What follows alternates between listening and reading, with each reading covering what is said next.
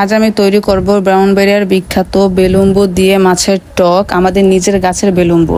তো এদিকটা আমি বেলুম্বুরগুলোকে কেটে নিয়েছি। এখন আমি পুঁটি মাছ এর সাথে দিয়ে রান্না করব। তো পুঁটি মাছগুলো একটা পাত্রে দিয়ে এর মধ্যে হলুদের গুঁড়ো, মরিচের গুঁড়ো, ধনিয়ার গুঁড়ো, পরিমাণ মতো লবণ এবং সামান্য একটু রসুন বাটা, সাথে একটু তেল দিয়ে ভালোভাবে মেখে নিব।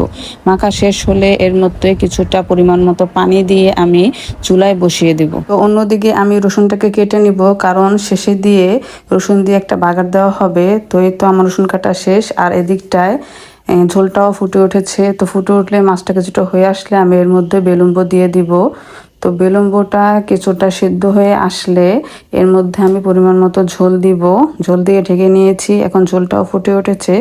তো এখন মোটামুটি সব কিছু সেদ্ধ হয়ে গিয়েছে। এখন আমি একটা বাগার দিয়ে দিব রসুন দিয়ে। তো এই দিকটায় আমি আমাদের গাছ থেকে পেরে এনে ধনেপাতা দিয়ে দিলাম। এরকম একটা টক থাকলে এক প্লেট ভাত নিমিশে শেষ।